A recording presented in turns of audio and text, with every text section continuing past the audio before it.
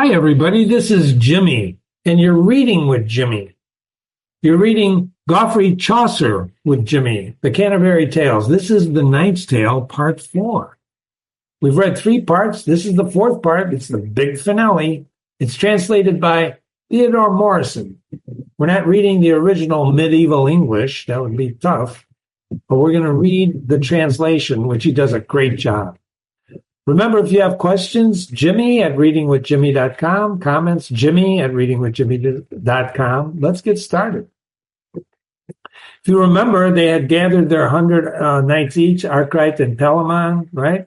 And they're going to fight this tournament that they built this tournament for. It was a mile wide, if you remember from part 3, that Theseus built. And what we're going to do is see the winner is going to get Emily. Right? They love Emily. Let's begin. Great was the feast in Athens on that day. And remember, there's no cell phones, there's no radio, there's just language. Enjoy the language. Use your imagination to visualize the language. Great was the feast in Athens on that day. And then besides the lusty month of May, made every living heart so well content that all of Monday, hour by hour, they spent in the pleasures of the tourney or the dance or Venus and her holy ordinance. But they went promptly to their rest that night to get up early and witness the great fight. At morning, when the day began to spring, came noise of harness and the clattering of horses in the stables all about. And to the palace ambled many a rout of lords in every sort of finery, goldsmithing rich and strange embroidery, bright helmets, clanging shields, the armorers go along among the bustle, hurrying to and fro, with file and hammer, and the steed snorts and slides, and flecks of white foam spatter golden bridles. Yeomen on foot with short staves press along, pipe, trumpet, clarinet, drum, skirl through the throng. Such as it is in battle blow a bloody sound. By 3s and 10s men choke the palace ground, proving the merits of each rival knight. He looks a fine one. Well, he's the one to fight. And some held the black beard, and some with the thick hair, long. After sunrise they argued and compared. It's kind of like almost if you've ever been to the racetrack, they're talking about the horses, but they're really talking about the knights on these horses, right? Can you imagine that? Wow. Long after sunrise, they argued and compared. They were awakened by minstrelsy, great Theseus kept within the palace chamber where he slept, until both the knights, honored in equal sort, were brought at length before him to the court. And then Theseus to a window made his way, while people pushed to hear what he might say, and sat like a throned god, while a herald cried for silence. And when he felt the crowd subside, and saw that all of the tumult had grown still, the herald thus proclaimed the prince's will. Quote, "It would be carnage, an offense to right, if noble blood in this affair should fight to the mortal finish. Wherefore, lest they die, Prince Theseus has resolved to modify his first intent. On forfeit of his life, let none take missile, battle axe, or knife into the lists, nor short sword by his side, only a single tilt. Each knight shall ride with sharp ground spear against his opposite, and then he may parry on foot if he thinks fit. Whoever is wounded or overmatched, he shall on no condition be dispatched and killed, but brought to the stake ordained on either side, and thither he shall be dragged, and there abide. And if either of the chief antagonists is taken or slain, All fighting in the lists shall end. The tourney shall no longer last. Godspeed you all. Go forth and lay on fast with long swords and with maces. Fight your fill. Be on your way. This is your prince's will. Jimmy put a little note on the side, and you've seen this if you've ever watched medieval movies, that the knights start on opposite side of the tournament, and they use these long spears, these tilts, and at a signal they gallop towards each other with the lances in position. And the moment of impact, when the lances met with the armor, was a drastic climax of the joust. They're trying to, whatever. It's a bloody mess, right? The people raised their voice in such a cry that their shout of exultation reached the sky. Quote, God bless a prince so kindly and so good. He doesn't want to see a waste of blood. End quote. So you see what Theseus has said. There's no fighting to the death here, right? We're just read what the herald said. They're going to fight. The loser is going to get brought over to the stake, and that's it. You're not going to kill him. No blood will be shed. So Theseus has a change of heart. Sorry. The pipes began to skirl. The whole throng rolled. Off the city hung with the cloth of gold. And in style, the prince took up his reins to ride. These Theban knights, remember, Arcite and Palamon are from Thebes. The Theban knights, one on either side. Next after them, the queen and Emily. And then by rank came the whole company. And they clattered through the city street by street. And they reached the lists where Theseus took his seat. High up and richly furnished with the queen and Emily, the center of the scene, and the other ladies around them, and then the throng pushed to their seats and shoved their way along. They pushed to their seats and shoved their way along. And Arcite, with his banner rippling red, his 100 knights through the west entrance led, the gate of Mars, while through the eastern gate, Palamon, at the same moment, rode in state under the banner of Venus, glistening white, leading his equal 100 for the fight. In all the world, in every realm and nation, so balanced with shade of variation, so matched in prowess, age, and noble birth, two companies were never seen on earth. In two fair lines drawn up in seemingly style, they ranged themselves then to prevent all guile. Their names were read, each one, and the gates were barred, and the clamor rose, lay on, young knights, and fight hard. The heralds gave up riding to and fro, and now loud clarion and trumpet blow. There's no more to say but east and west. In went each spear set stoutly in its rest. In went the sharp spur to the horse's side, and these men saw who knew how to joust and ride. Shaft shiver on thick shields like a stone. The smoke man feels the blow on his breastbone. Up fly the spent spears 20 feet in the air. On swords come bright as silver in the glare. They hack and hew the helmets to a shred, and blood bursts out, and in sickly streams flows red. Are you using your imagination? They maul men's bones and maces heavy and strong, and one cuts a passage in the thickest throng. Steeds stumble under riders, down all go, and underfoot a man rolls like a ball. A knight with his truncheon fighting on his feet, another hurls a rider from his seat. One through the body hurt his captors take, and they drag him through these struggles to the stake. And there at the promise was he must abide, can't fight anymore. Another is dragged off from the opposite side, and Theseus halts them now and then for ease, take a break, to rest themselves and drink if they should please. Ladies and gentlemen, I hope you're enjoying this language, because Jimmy's painting a picture in his mind of just an unbelievable tournament. Would you agree with that? Often that day these Thebans met in fight, and each unhorsed and hurt his fellow knight. milk tiger in Graphia, robbed by men of the tiny whelp that she had hidden in some glen. So cruel on the scent as Arcite was to wreak on Palamon his jealous cause. No lion in the wastes of Berman, hunted or mad with hunger, ever was in such a thirst for blood or tracked his quarry so as Palamon to slay Arcite his foe. In other words, these guys are fighting. They just like each other.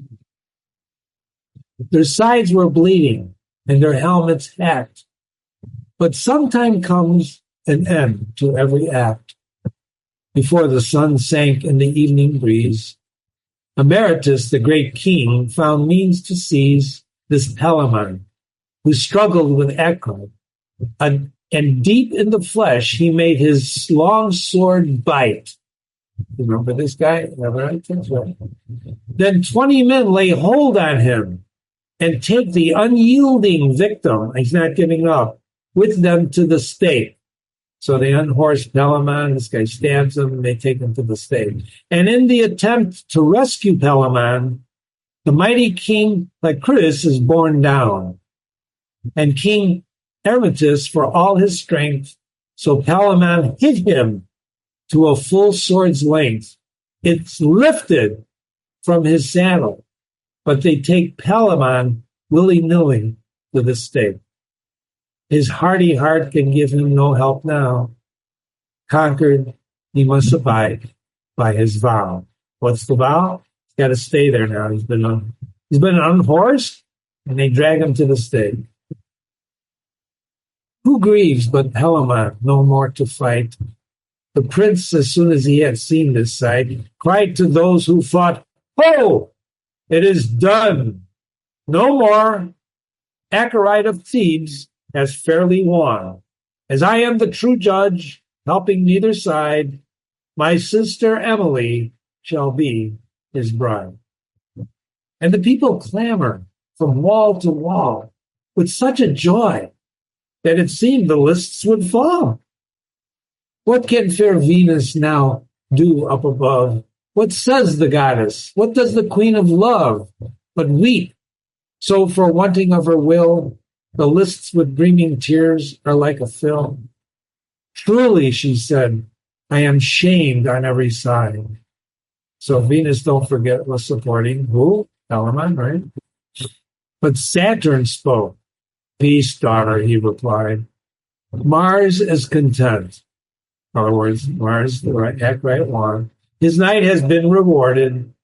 Soon you shall see your own desire recorded.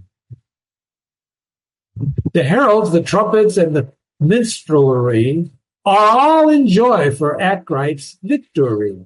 But listen, be more quiet while I tell, who's I? That's the knight narrating, how on a sudden a miracle befell. Taking off his helmet off to show his face, this Arcite rode the length of the great place. And looking at Emily where she sat up high, and she returned his look with a friendly eye.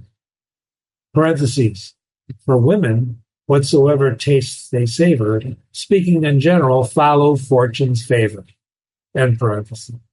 And she was all his cheer, and he glad-hearted. And out of the ground a hellish fury started.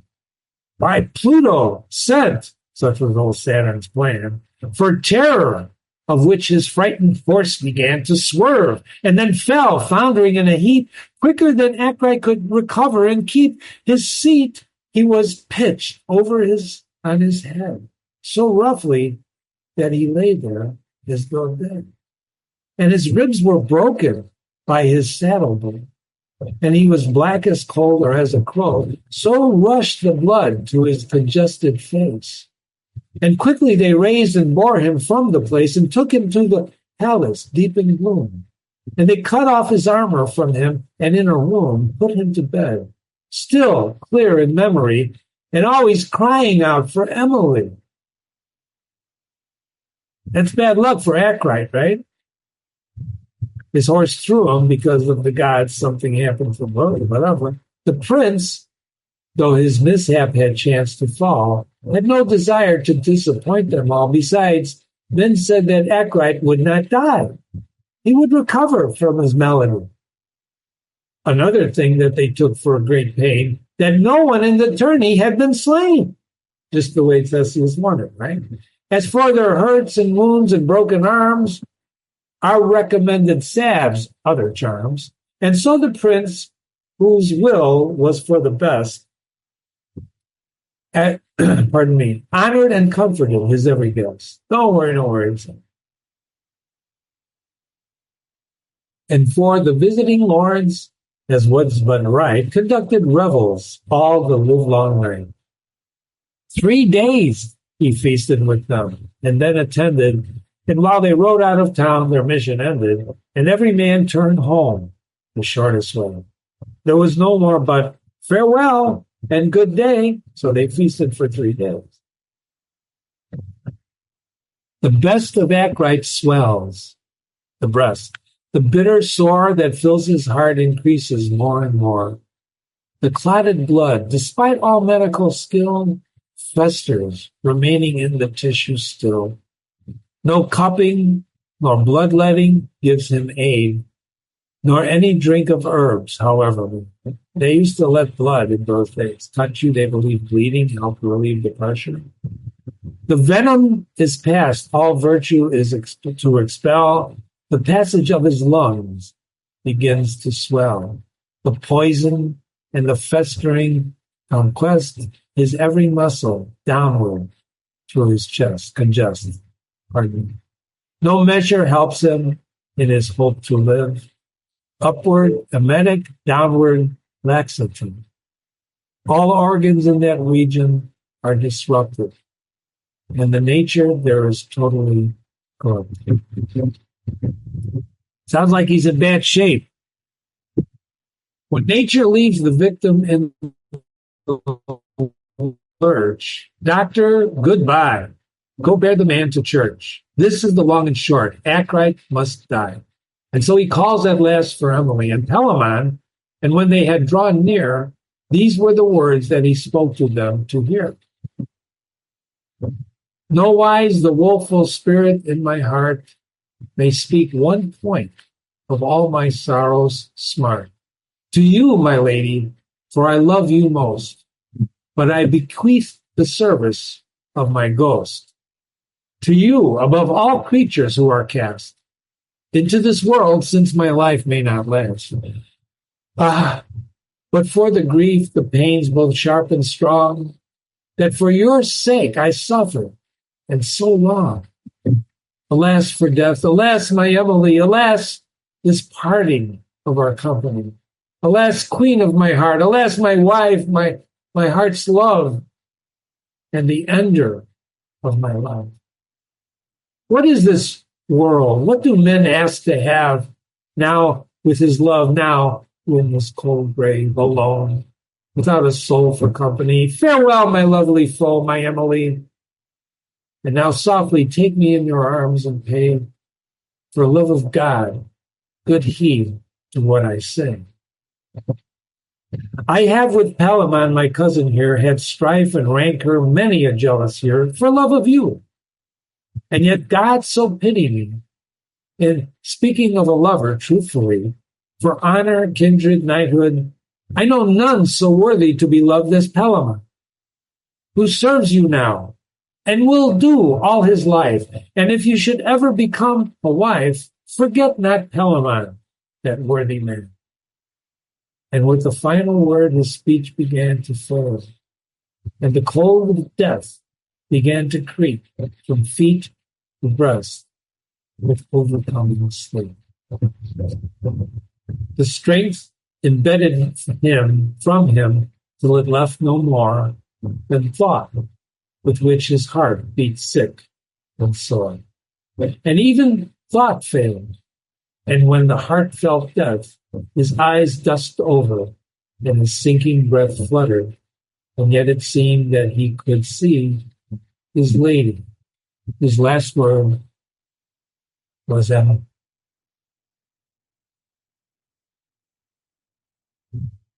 His spirit changed its mansion and went there wherever I was. Who's I? It's the narrator of the night telling the tale. I cannot tell you where, he went. Theology is past my slim resources. I do not find the soul's fate in my sources. And all those views that I do not care to tell, divines hold on the question where souls dwell. He doesn't know where the soul is. Arcite is cold. Mars, take him to his peers. Infinite are the sorrows and the tears of young and old. Such weeping never filled the town of Troy. When Hector, these are references to the Troy, the Iliad of Homer, to Hector newly killed was carried home. Alas, the pity there, flaying of cheeks, tearing out of hair. With Emily, the shrieking women cried. And gold enough, why did he have to die? No one could comfort Theseus, but his old father Aegeus, to whom the world had told the story of its endless transformation. He had seen its ups and downs and its mutation, joys after griefs, griefs after ecstasies, and proffered examples and analogies. Quote, Aegeus says, just as no man has ever died, said he, who did not live his life in some degree, just so no man has lived and eaten bread in all the world, but someday he's dead. This world is but a thoroughfare of woe, and we are pilgrims passing to and fro. Death is the healing of each worldly sore. Of such sort was his comfort, and much more. Theseus, with all his busy care and stir, thought now where they might build a sepulchre. And in the end, he was resolved upon the place where both Arcite and Palamon had in their jealous combat first been seen. Remember, that was the grove? And there, in the very grove, pleasant and green, where Arcite had complained of love's hot fire, he meant to burn him on a funeral pyre. That's what they did, right? They burned people in pyres. He gave command to cut the old oaks low and lay the wood in billets in a row. And next he procured a briar and had it dressed in cloth of gold, the riches he possessed, and the same clothing that he arrayed Arcite. And save upon his hands were gloves of white, and on his head a wreath of laurel green, and in his hand a sharp sword, bright and green. He laid him, face covered, on the briar. That's a stand or framework that holds the coffin and stands together. Right? It's a little stand that the coffin stands on, and wept so it was pitiable to hear. And then all that might be seen, one and all, when it was day, he brought him into the hall, and there Palamon came, his chair, his hair unkempt and slack, sprinkled with ashes, clad all in black, and wretchedness of all the whole company, outweeping all the others. The foremost of the Greeks with sorry cheer, high on their shoulders lifted up the bier, and bore it slowly with weeping eyes and red through the chief street where black cloth had been spread. Duke Theseus and Aegeus, grave and old, bore in their hands vessels of the finest gold, well filled with honey and milk, with blood and wine. Palamon and his followers next in line. This is the funeral procession. And after that came Emily, and in her hand fire for the rites long practiced in the flame. Then in the aperturance of their undertaking, the form and labor of their fire making. I shall not tell it. Remember that I keep saying, otherwise this would go on and on. The pyre was high, so that its green tops seemed to brush the sky. First many loads of straw to catch the flames, and then birch and oak and box and ash and trees of many leaves. Above the straw, elm and linder and chestnut and beech, maple and thorn to tempt the fire's reach. They knew how to build fires if they've ever gone camping. You will not hear from me how all the trees were felled, nor how the local deities, nymphs and fauns and Hemorrhoids and all the rest ran up and down and scattered and dispossessed, nor how the beasts. He's not going to tell you what he's telling you. Isn't this a great technique? It's like, I'm not going to say anything, but or how the beasts and the woodbirds, one and all, fled terrified when the trunks began to fall. Nor, see these nors? Nor how the ground stood. In other words, I'm not telling you all this, but I'm telling it to you.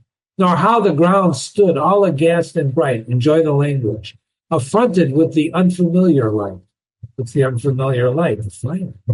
And now how Arcite among the garlands lay, the flowers, incense, myrrh, and rich array. How Emily swooned when men had made the fire, nor what she said, nor what was her desire, nor what the gems and weapons that men cast into the fire when it burned high and fast, nor how the Greek knights rode in a huge rout, keeping the fire to leftward thrice about, with loud cries, and thrice more with clanging spears, and thrice the women shrieked above their chairs, nor how the ashes of Arcite burned and glowed, nor how the Greeks all night their wake feast hold, nor how they keep the funeral games appointed, who wrestle best naked and well oiled and anointed. Read these books if you have time to spend, for I shall bring my long tale to an end. For lapse and natural process of the years, the Greeks forgot their mourning and their tears, abandoned by a general consent that I recall occurred upon. That was in business had in view the obedience that Athenians thought due. From Thebes, and Theseus, thinking of this end, ordered his officers that they should send for Palamon, who came not knowing why, and black and his sorrow in his eye. And the prince called Emily, and he seated them in place. And when a hush fell with a thoughtful face, he sighed and held his peace a moment still, and then he soberly declared his will. The prime mover, when he forged the chain of love that binds us to the cause of things above, great was his purpose, and high was his intent, and in that act he well knew what he meant. For by the means of that fair chain he bound the fire, the air, the water, and the ground, and fixed the limits they may not exceed. That same prince, the first mover, has decreed to all life in this wretched world below a day beyond which none of us may go. Although we may abridge our natural term, this truth we need no learning to confirm. Experience proves it, and I cite it here, only to make my resolution clear. Thus, by the order of things that men comprehend, this mover suffers neither change nor end. Is he talking about the prime mover? We're going to talk about that in the analysis. For any man, unless he is a fool, knows very well that every part comes from the whole. For nature did not take its origin from part or parcel, but all things begin.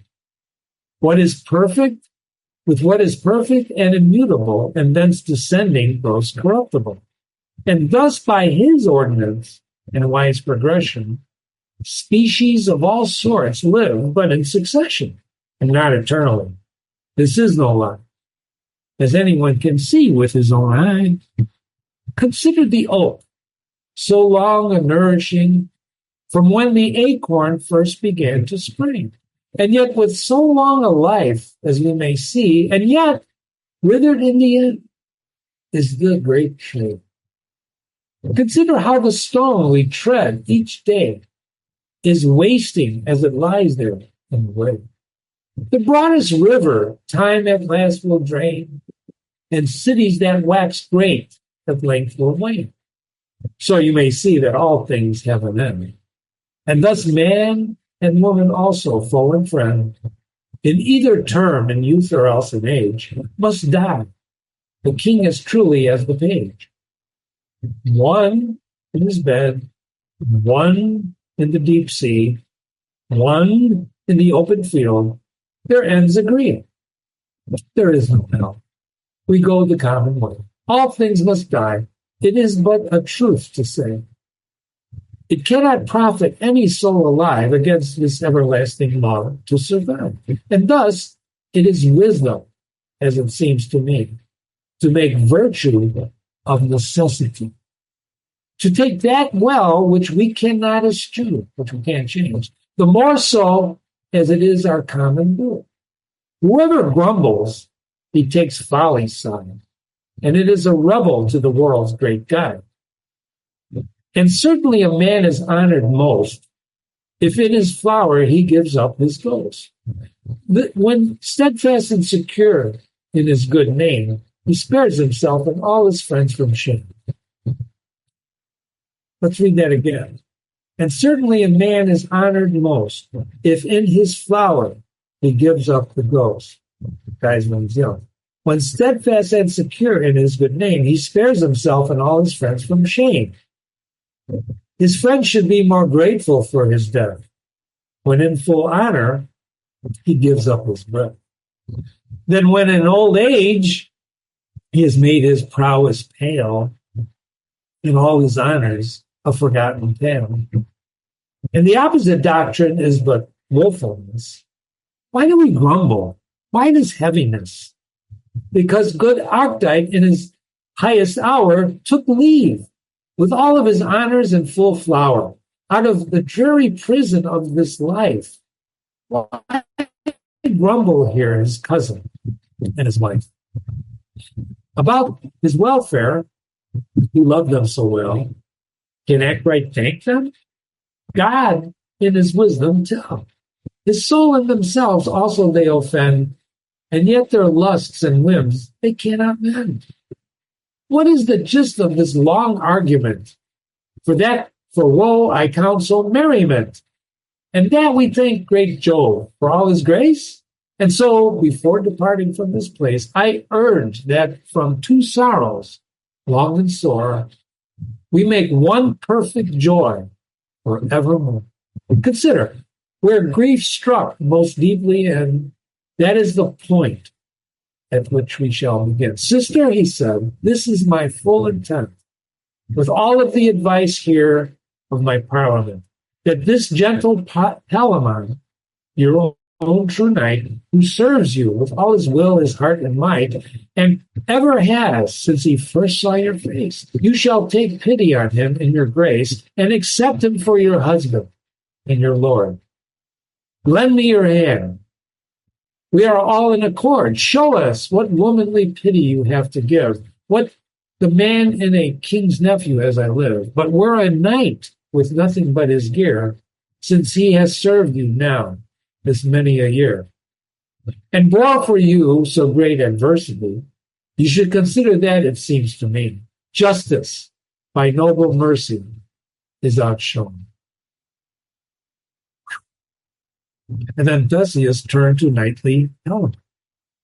Quote, I fancy it to take but little prayer to settle your consent to this affair. In other words, it's not going to take, you agree, right? Come near and take your lady by the hand. And so their marriage was agreed and planned in the full presence of the parliament, and by their counsel and encouragement. Thus, after a long trial, joyously has Palamon at last gained eminence. And God, who has all this breadth of world has wrought, send him the love that he has dearly borne. And now all is the best with Palamon.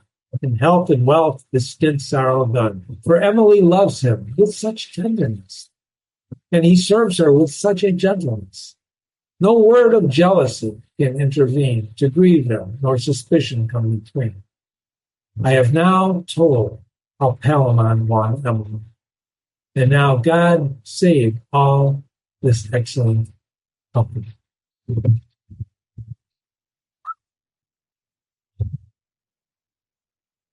Whoa, what a story, ladies and gentlemen. I want to stop there.